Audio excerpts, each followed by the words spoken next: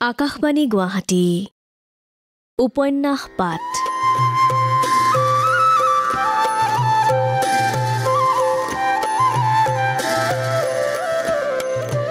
এই অনুষ্ঠানত প্ৰচাৰ হৈ আছে মহাপুৰুষ শ্ৰীমন্ত শংকৰদেৱৰ জীৱনৰ ভেটিত সৈয়দ আব্দুল মালিকে ৰচনা কৰা উপন্যাস ধন্য নৰতনু ভালৰ ধাৰাবাহিক পাঠ।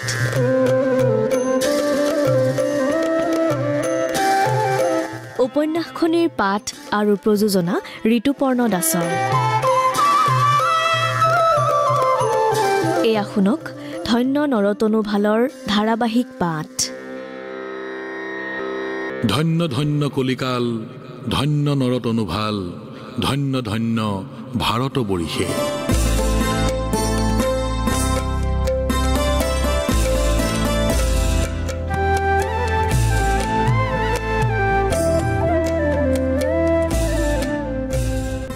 ইছলামত পুৰোহিত প্ৰথা নাই। প্ৰতিজন মানুহে নিজ কৰ্ম অনুযায়ী ফল ভোগ কৰে। এজনৰ পাপ অন্য এজনে খণ্ডন কৰিব নোৱাৰে। প্ৰতিজন মানুহে ধৰ্মৰ নিৰ্দেশ অনুসৰি কৰণীয়খিনি কৰি আৰু বৰ্জনীয়খিনি বৰ্জন কৰি ধৰ্মজীৱন যাপন কৰাৰ দায়িত্ব প্ৰত্যেকৰে নিজৰ। কিন্তু ইছলাম যৌথ আৰু সমূহীয়া সামাজিক জীৱনৰহে পক্ষপাতী, কেৱলীয়া বা অকলশৰীয়া জীৱনৰ নহয়। ইছলামে কোনো ক্ষেত্ৰতে সন্ন্যাস বা বৈৰাগ্যক অনুমোদন নকৰে। সমাজৰ মাজত আৰু সমাজৰ লগত থাকি সংসাৰী জীৱন যাপন কৰাটোহে ইছলামৰ কাম্য। সন্ন্যাসীৰ বা বৈৰাগীৰ বা সমাজৰ পৰা আঁতৰি থকা মানুহৰ সামাজিক দায়িত্ববোধ নাথাকে আৰু সমাজ চেতনাও নাথাকে। ধৰ্ম জীৱন যাপন কৰিবৰ কাৰণে সংসাৰ ত্যাগ কৰাৰ বা সন্ন্যাস গ্ৰহণ কৰাৰ প্ৰয়োজন নাই। ইছলামত বলি বিধানৰ ব্যৱস্থা যিদৰে নাই, সেইদৰে প্ৰায়শ্চিত্তৰ ব্যৱস্থাও নাই। প্ৰাৰ্থনা, উপাসনা, ইবাদত, বন্দেগীৰ ক্ষেত্ৰত কোনো গোপনীয়তা নাই। মানুহৰ জীৱন দেহ, প্ৰাণ আৰু আত্মাৰ সমন্বিত ৰূপ। ভৌতিক দেহ হৈ ৰূপ লয় পানী, জুই, মাটি আৰু বায়ুৰে। ইয়াৰে গঠিত দেহা প্ৰাণ সঞ্চাৰৰ যোগে জীৱন্ত হয়। দেহ আৰু প্ৰাণৰ উপৰি মানুহ আত্মা বা ৰুহৰ অধিকাৰী। দেহাৰ সীমা আছে, প্ৰাণৰো সীমা আছে, কিন্তু আত্মাৰ আছে সীমাহীন অনন্ত সম্ভাৱনা। সাধনা উপাসনা যোগে মানৱ আত্মা সৃষ্টিৰ চৰম আৰু পৰম গূঢ় সত্য উপলব্ধি কৰাত সফল হ'ব পাৰে। উপাসনা আত্মশুদ্ধিৰ উপায়। আত্মা অবিনশ্বৰ। জীৱনৰ কৃতকৰ্মৰ কাৰণে এই আত্মাই স্বৰ্গগামী হ'ব পাৰে, নৰকৰ পথতো আগবাঢ়িব পাৰে। আত্মাৰ উৎকৰ্ষ সাধনৰ যোগেদিয়ে মানুহ আল্লাহৰ বিশেষ কৰোণা লাভৰ যোগ্য হ'ব পাৰে, আল্লাহৰ স্বৰূপ উপলব্ধিৰ আনন্দ লাভ কৰিব পাৰে। গভীৰতৰ আৰু চৰম স্তৰত সাধনাৰ যোগেদি মানৱ আত্মাই সৃষ্টিৰ সকলো ৰহস্য ভেদ কৰি সাকাৰ নিৰাকাৰৰ সীমা অতিক্ৰম কৰি পৰম জ্যোতিৰ সান্নিধ্য লাভ কৰিব পাৰে। তেতিয়া আৰু জীৱাত্মা পৰমাত্মাৰ মাজত কোনো বিভেদ নোহোৱা হৈ যায়, সকলো পৰ্দা আঁতৰি যায় আৰু সৃষ্টিৰ আঁৰত লুকাই থকা স্ৰষ্টাৰ চিৰ ৰহস্যময় স্বৰূপ সাধকৰ উপলব্ধিত প্ৰতিভাত হৈ উঠে। মছজিদত প্ৰথা অনুসৰি ৰাজহুৱাভাৱে জামাত হৈ দিনে 5 বাৰ নামাজ পঢ়িলেও আধ্যাত্মিক সাধনা ব্যক্তিগতহে। এনেদৰে ব্যক্তিগত সাধনা কৰাৰ অধিকাৰ সকলোৰে আছে, কিন্তু অধিকাৰী যোগ্যতা প্ৰতিপন্ন নকৰে আৰু অতিৰিক্ত ব্যক্তিগত সাধনা নকৰাটো দূষণীয় নহয়, অপৰিহাৰ্যও নহয়। নামাজ, ৰোজা, হজ, জাকাত আদি অৱশ্যকৰণীয় ফৰ্জ বা কৰ্তব্যৰ লগতে আৰু এটা পালনীয় কৰ্তব্য হৈছে কলমা, আল্লাহৰ নাম জপ কৰা। ইয়াৰ কোনো আনুষ্ঠানিক বিধি ব্যৱস্থা নাই।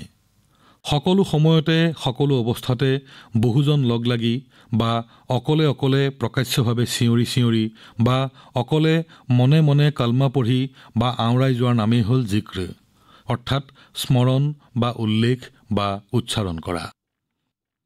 কলমাৰ মূল বিষয় হ'ল মই সাক্ষ্য দিছোঁ আল্লাহৰ বাহিৰে আৰু কোনো উপাস্য নাই, তেওঁ এক আৰু অদ্বিতীয়, আৰু মুহাম্মদ আল্লাহৰ ৰচুল আৰু দাস। ৰোজাত অৰ্থাৎ চিয়াম একে লেঠাৰিয়ে গোটেই ৰমজানৰ চান্দ্ৰ মাহটোত লঘোণ দিব লাগে। হজ কৰাটো ব্যয়সাধ্য আৰু শ্ৰমসাধ্য কথা। জাকাত দিয়াটো অৰ্থৱানসকলৰ ক্ষেত্ৰতহে সম্ভৱ। নামাজ বা দৈনন্দিন উপাসনা শ্ৰমসাধ্য নহ'লেও ইয়াত সময়, উপাসনা বিধি, দৈহিক সুচিতা অৰ্থাৎ ৱজু আদিৰ বাধ্যবাধকতা আছে। কিন্তু কলমা বা জিক্ৰ বা আল্লাহৰ নাম স্মৰণ কৰি থকাত বা নাম লোৱাত স্থান, সময় বা কোনো নিৰ্দিষ্ট নিয়মৰ বাধ্যবাধকতা নাই। সকলোৱে সকলো সময়তে যিকোনো পুৰুষ বা তিৰোতাই মুখেৰে উচ্চাৰণ কৰি বা নকৰাকৈ আল্লাহৰ নাম গুণ স্মৰণ কৰি থাকিব পাৰে। আনকি নামাজ, ৰোজা আদি নিয়মমতে সম্পন্ন নকৰা মুছলমানেও নিৰৱচ্ছিন্নভাৱে আল্লাহৰ নাম লৈ থাকিব পাৰে। ইও এক সহজ উপাসনা।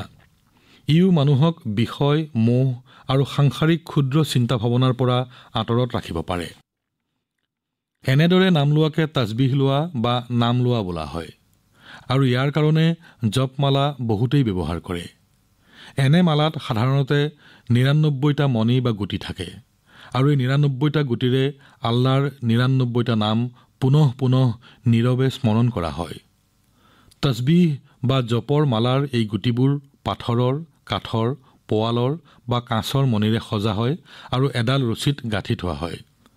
বহুতে এনে জপৰ মালা ডিঙিত আঁৰি লৈ ফুৰায় আৰু জপ কৰিবৰ সময়ত ডিঙিৰ পৰা শুলুকাই হাতত লৈ নাম জপ কৰে। কোনোৱে আঙুলিৰ গাঁঠিটো নাম জপে। মালা জপ কৰাটো বাধ্যতামূলক ধৰ্মীয় অনুষ্ঠান নহয়। ই নামাজ বা ৰোজাৰ নিচিনা অপৰিহাৰ্য ধৰ্মানুষ্ঠান নহয়। কিন্তু সদা সৰ্বদা আল্লাহৰ নাম গুণ স্মৰণ কৰি থকাৰ ফলত মন ঈশ্বৰ চিন্তাত একীভূত হৈ ৰয়, আৰু সাংসাৰিক চিন্তা ভাৱনাই মনক বিপথগামী কৰিব নোৱাৰে বুলি সাধকসকলে বা ফকীৰ ৱলি আউলিয়াসকলে বিশ্বাস কৰে। আৰু মালা জপ কৰাই আটাইতকৈ সহজসাধ্য উপাসনা। খ্ৰীষ্টান আৰু ইহুদী ধৰ্মাৱলম্বীসকলৰ মাজত পূৰ্বৰে পৰা এনেধৰণৰ মালা জপ কৰাৰ জনপ্ৰিয় ৰীতি আছিল। এনে মালাক ৰজাৰী বোলা হৈছিল। ৪০ বছৰ বয়সত আশৈশৱ সাধনাৰ শেষত নবুৱত বা আল্লাহৰ প্ৰেৰিত পুৰুষ বা ৰচুল বুলি স্বীকৃতি লাভ কৰাৰ পাছত হজৰত মুহম্মদ আৰু ২৩ বছৰহে জীয়াই আছিল। কিন্তু এই ২৩ বছৰৰ ভিতৰতে নানা বাধা বিপত্তি সত্ত্বেও হজৰত মুহম্মদে প্ৰচাৰ কৰা আৰু প্ৰৱৰ্তন কৰিবলৈ লোৱা নতুন ইছলাম ধৰ্মৰ সমৰ্থক আৰু অনুগামীৰ সংখ্যা আশাতীতভাৱে বৃদ্ধি পাই গৈছিল, আৰু প্ৰধানতঃ প্ৰচলিত পৌত্তলিকতাৰ বিৰুদ্ধে একেশ্বৰবাদী ইছলাম এক শক্তিশালী প্ৰত্যাহ্বানস্বৰূপে মূৰ দাঙি উঠিছিল, আৰু এই ধৰ্ম চাৰিওফালে বিয়পি পৰিছিল। প্ৰথম অৱস্থাৰ মুছলমানসকল অতি নিষ্ঠাৱান আৰু অকপট মুছলমান আছিল। জীৱন পৰ্যন্ত আগবঢ়াই তেওঁলোকে ইছলামৰ প্ৰতিটো নিৰ্দেশ আখৰে আখৰে পালন কৰি চলিছিল, আৰু কোনো নীতি নিয়মৰ সামান্যতম তাৰতম্যও তেওঁলোকে সহ্য নকৰিছিল। হজৰত মুহম্মদৰ মৃত্যুৰ পাছত উত্তৰাধিকাৰী খালিফাসকলে ৰাষ্ট্ৰ আৰু ধৰ্মৰ ৰক্ষক পালক ৰূপে সমানেই কঠোৰতা অৱলম্বন কৰিছিল, আৰু এওঁলোকৰ দিনতেই ইছলাম ধৰ্মৰ আৰু আদৰ্শৰ ব্যাপক সম্প্ৰসাৰণ ঘটিছিল। কোৰাণৰ ব্যাখ্যা বিশ্লেষণত এই সময়ৰ সাত্ত্বিক ধৰ্মীয় নেতাসকলে কোনো প্ৰকাৰৰ ভাৱবাদৰ প্ৰশ্ৰয় নিদিছিল, আৰু কোৰাণৰ বাণীক অকাট্য আৰু প্ৰশ্ন আৰু সন্দেহৰ ঊৰ্ধৰ বুলি গণ্য কৰিবলৈ পৰামৰ্শ দিছিল। তেনেদৰে হজৰত মুহম্মদৰ জীৱনৰ কাৰ্যকলাপ নিৰ্দেশ উপদেশকো দুৰ্লংঘ আৰু অকাট্য বুলি মানি চলিছিল, আৰু আন মুছলমানেও মানি চলিবৰ কাৰণে নিৰ্দেশ দিছিল। এনেসকল নৈষ্ঠিক মুছলমানকে আহলে কোৰাণ আৰু আহলে হাদিছ অৰ্থাৎ কোৰাণ সম্প্ৰদায় আৰু হাদিছ সম্প্ৰদায় বুলি চিনাক্ত কৰিছিল। এই সময়ছোৱাৰ ভিতৰতে কোৰাণ আৰু হাদিছৰ ভিত্তিত মুছলমানী শাসনবিধি, সংবিধান আৰু আইন বিধিবদ্ধভাৱে প্ৰণয়ন আৰু প্ৰয়োগ কৰা হৈছিল। এনেদৰে খালিফাসকলৰ দিনতেই ইছলাম সমসাময়িক মুছলিম জগতৰ কাৰণে এক সাৰ্বজনীন ৰাষ্ট্ৰধৰ্ম আৰু ৰাষ্ট্ৰবিধিত পৰিণত হৈছিল। ক্ৰমে মুছলিম সাম্ৰাজ্যৰ কেন্দ্ৰস্থল আৰবৰ পৰা ইৰাক ইৰাণৰ ফালে স্থানান্তৰিত হোৱাত ইছলাম ধৰ্মৰ কাৰ্যকলাপো বিকেন্দ্ৰীকৃত হৈছিল। আৰব জাতি প্ৰধানতঃ ছেমিটিক গোষ্ঠীৰ লোক, ইৰাণীয়সকল ঘাইকৈ আৰ্য গোষ্ঠীৰ লোক। এই ইৰাণীয় আৰ্যসকল আৰবসকলৰ দৰে কঠোৰ নাছিল। তেওঁলোক কিছু ভাৱপ্ৰৱণ আৰু কল্পনাপ্ৰৱণ আছিল।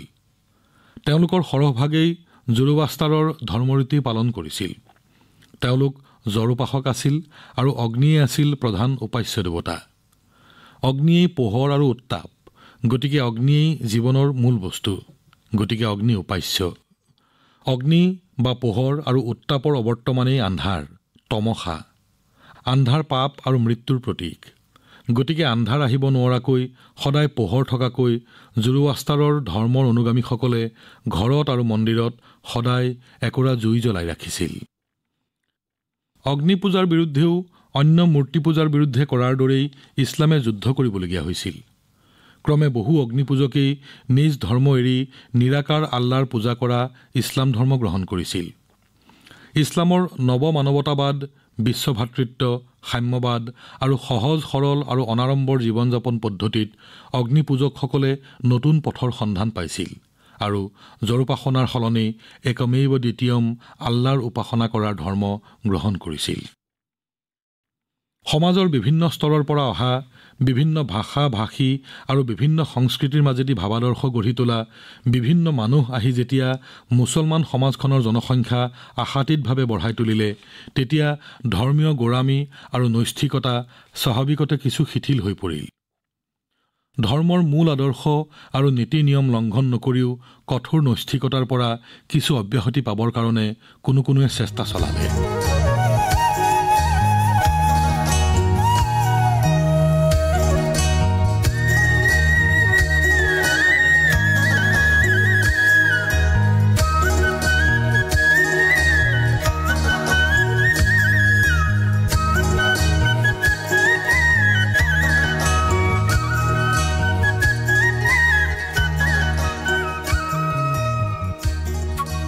হিজৰী দ্বিতীয় শতিকাৰ শেষৰ ফালে আৰু তৃতীয় শতিকাৰ আগছোৱাত ইছলামী ভাৱাদৰ্শৰ ক্ষেত্ৰত মধ্য এছিয়াত দুটা বিপৰীতমুখী ভাৱধাৰাৰ উদ্ভৱ হয় আৰু ই ইছলামী বিশ্বাস আৰু কাৰ্যকলাপৰ ক্ষেত্ৰত অবিকল্প নৈষ্ঠিকতাবাদ আৰু যুক্তিবাদ এনে দুই বিৰোধী শিবিৰৰ জন্ম দিয়ে। চমুকৈ ক'ব লাগিলে অৱতীৰ্ণ ঐশবাদী কোৰাণ আৰু হজৰত মুহম্মদৰ বাণী হাদিছক মানুহৰ জ্ঞান আৰু যুক্তিৰে মূল্যায়ন কৰিব পৰা যায় নে নাযায়, নাইবা কোৰাণ আৰু হাদিছ ব্যাখ্যা বিশ্লেষণৰ ক্ষেত্ৰত মানুহৰ জ্ঞান আৰু যুক্তিৰ কিবা ভূমিকা পালন কৰিবলগীয়া থাকিব পাৰে নে নোৱাৰে, এয়ে আছিল বাদানুবাদৰ মূল বিষয়বস্তু। শেষ পৰ্যন্ত মানুহৰ জ্ঞান আৰু যুক্তিৰ সীমাবদ্ধতা আৰু সম্ভাৱ্য অপূৰ্ণতা স্বীকাৰ কৰি লৈ কোৰাণ আৰু হাদিছৰ স্বয়ংসম্পূৰ্ণতা মানি লোৱাৰ ফলত যুক্তিবাদী মুতাজালা আৰু নৈষ্ঠিকতাবাদী আচাৰাসকল বুজা পৰালৈ আহিল যদিও এদল মুক্ত চিন্তাৰ সমৰ্থক আৰু যুক্তিবাদীৰ উদ্ভৱ হ'ল। এওঁলোকক আহলে আকাল বুলি চিনাক্তকৰণ কৰা হৈছিল। ৰজাঘৰীয়া সমৰ্থন পাই আহলে কোৰাণসকলৰ স্থিতি কিছু সুস্থিৰ হ'ল যদিও যুক্তিবাদীসকলৰ পৰা তেওঁলোক সম্পূৰ্ণ মুক্ত নহ'ল। সাধাৰণ মুছলমানসকল নৈষ্ঠিকতাপন্থীসকলৰ অনুগামী হৈ থাকিল যদিও বহুতো বিদ্বান আৰু শিক্ষিত মুছলমান যুক্তিবাদ তথা ভাৱবাদৰ অনুগামী হৈ থাকিল। প্ৰধানতঃ ইৰাণৰ বহুকেইজন প্ৰখ্যাত কবি সাহিত্যিক মুক্ত চিন্তা আৰু যুক্তিবাদৰ প্ৰবক্তা হৈ উঠিছিল। এইসকলৰ বহুতেই চুফী বুলি চিহ্নিত আৰু স্বীকৃত হৈছিল আৰু এনে মুক্ত চিন্তাৰ প্ৰৱৰ্তক বুলিয়ে এওঁলোক বৰ জনপ্ৰিয় হৈ পৰিছিল। যুক্তিবাদৰ সমৰ্থক বা মুক্ত চিন্তা কল্পনাৰ পৰিপোষক আছিল যদিও প্ৰধানতঃ এক উচ্চ মাৰ্গৰ আধ্যাত্মিক চিন্তা আৰু সাধনাৰ পক্ষপাতী বুলিহে এই চুফীসকল সকলোৰে প্ৰিয়পাত্ৰ হৈ পৰিছিল। পোনপটীয়াকৈ গোড়া আৰু নৈষ্ঠিক মুছলমানসকলৰ বিৰোধিতা নকৰিলেও কিছুসংখ্যক চুফীয়ে গোড়াপন্থীসকলৰ সম্পৰ্কে সমালোচনা নকৰাকৈ থকা নাছিল। মুক্ত চিন্তা আৰু মুক্ত ভাৱ প্ৰকাশৰ কাৰণে সমালোচনাৰ সন্মুখীন হ'বলগীয়া হোৱা কবি উমৰ খায়ামে আত্মপক্ষ সমৰ্থন কৰি ক'বলগীয়া হৈছিল, অন্য যিয়েই নকৰিলোঁ লাগে, একক মই কোনোদিনে দুই বোলা নাই। অৰ্থাৎ যুক্তিবাদী বা মুক্ত চিন্তাবাদী হ'লেও চুফী কবি খায়াম একেশ্বৰবাদৰ পৰা আঁতৰি যোৱা নাছিল। ফাৰ্চী ভাষী মুছলমানসকল ভাৰতলৈ অহাৰ পাছত চুফীসকলৰ একাংশও দিল্লী, আজমীৰ, মুলতান, পানিপথ আদি ঠাইলৈ আহিল আৰু নিজ নিজ ঠাইত নিজৰ খানকাহ বা থান পাতি নিজস্বভাৱে আধ্যাত্ম সাধনাত লাগি থাকিল। তেওঁলোকৰ শিষ্যৰ সংখ্যাও বাঢ়িল আৰু সকলো সাধক ৱলিয়ে কামিল বুলি জনাজাত হোৱাৰ পাছত বহু চুফী সাধকেই পীৰ ৰূপে পৰিগণিত হ'বলৈ ধৰিলে। ইছলামত ইমাম বা ধৰ্মীয় নেতা থাকিলেও এনে ইমামৰ দায়িত্ব হ'ল নামাজ আদি আনুষ্ঠানিক উপাসনা পৰিচালনা কৰাহে, সাধাৰণতে গুৰুগিৰি কৰা নহয়। এনে কোনো ইমাম কেতিয়াবা আধ্যাত্মিক গুৰু হোৱাৰো উদাহৰণ আছে। কিন্তু এজন বা ততোধিক মুৰিদ বা শিষ্যক গূঢ় ভগৱত জ্ঞান দিবৰ কাৰণে দায়িত্ব লোৱা তত্ত্বজ্ঞানৰ অধিকাৰী বয়োবৃদ্ধ বা জ্ঞানবৃদ্ধ সাধকক ৱলি বা পীৰ বুলি সমাজে শ্ৰদ্ধা জনাইছিল।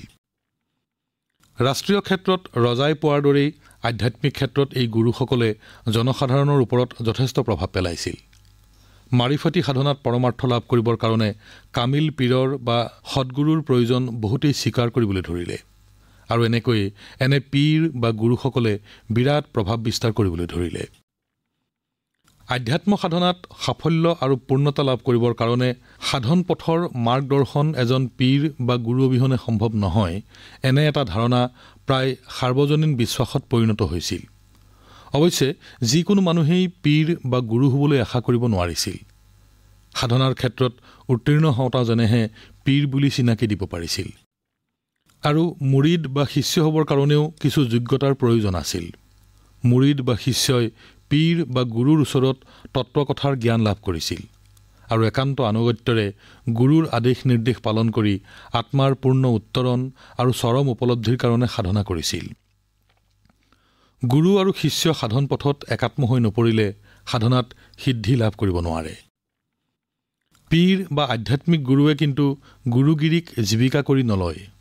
গুৰুগিৰি বৃত্তি বা ব্যৱসায় নহয়। গুৰুৰ প্ৰতি দ্বিধাহীন আনুগত্যই হ'ল আধ্যাত্ম সাধনাৰ পথত শিষ্যৰ সাফল্যৰ একমাত্ৰ উপায়। চুফী সাধন মাৰ্গত 4টা স্তৰ থকাটো বহুতে অপৰিহাৰ্য বুলি গণ্য কৰিছিল। সেই স্তৰকেইটা হৈছে ফানা ফিচ্ছেখ বা সাধন মাৰ্গৰ গুৰুত আত্মলোপ অৰ্থাৎ একাত্ম হোৱা, ফানা ফিৰৰচুল বা ৰচুলত আত্মলোপ অৰ্থাৎ গুৰুৱে যি ৰচুল বা প্ৰেৰিত পুৰুষৰ পৰা আধ্যাত্ম জ্ঞান লাভ কৰিছে সেই গুৰুত আত্মলোপ, ফানা ফিল্লাহ বা আল্লাত আত্মলোপ, যি আত্মলোপৰ পথ গুৰু আৰু ৰচুলৰ যোগেদি পোৱা যায়, আৰু ৱাকা বিল্লাহ বা আল্লাত বা আল্লাৰ অস্তিত্বৰ মাজত চিৰকালৰ কাৰণে আত্মিক অৱস্থান, যিটো অৱস্থাই সকলো চুফী সাধকৰ সাধনাৰ চৰম লক্ষ্য। গুৰুৰ শিষ্যত্ব গ্ৰহণ কৰি শিষ্য বা মুৰিদে এনেদৰেই সসীমৰ পৰা অসীম জ্ঞানৰ অধিকাৰী হোৱাৰ সাধনা তপস্যা কৰে। এনে সাধনা ধৰ্মৰ বিধি বিধানৰ মাজেদিও কৰিব পাৰে, মাত্ৰ ইছলামৰ মূল কথাকেইটাৰ ওপৰত বিশ্বাস স্থাপন কৰি মুছলমান হৈ ল'ব লাগিব। এই ক্ষেত্ৰতো অতিক্ৰম কৰিবলগীয়া 4টা স্তৰ হ'ল শৰীয়ত অৰ্থাৎ বিধিবদ্ধ ধৰ্মাচাৰ পালন, তৰিকত অৰ্থাৎ সাধন মাৰ্গৰ বিশেষ পথ বা পন্থা অনুসৰণ, হাকিকত অৰ্থাৎ সত্য উপলব্ধি বা সত্যৰ পথত সাধনাৰ কৰ্ষণ, আৰু মাৰিফত অৰ্থাৎ তত্ত্বজ্ঞান উপলব্ধি বা সত্য লাভ। সৰ্বসাধাৰণ মুছলমানৰ কাৰণে নামাজ, ৰোজা আদি নিত্যকৰণীয় কৰ্তব্যবোৰ পালন কৰাই যথেষ্ট। ওপৰঞ্চি আধ্যাত্ম সাধনা অপৰিহাৰ্য নহয়। সেয়ে হ'লেও গুৰু বা চুফী পীৰসকলৰ সান্নিধ্যলৈ অহা আৰু তেওঁলোকৰ দোৱা বা আশীৰ্বাদ লাভ কৰিবলৈ যত্ন কৰাটো বহুতৰে কাম্য আছিল। আৰু এনেদৰে ৰাষ্ট্ৰীয় বাধ্যবাধকতাৰ সীমাৰ বাহিৰত পীৰ বা গুৰুসকলে এক বিশেষ প্ৰাধান্য বা মৰ্যাদা লাভ কৰিছিল।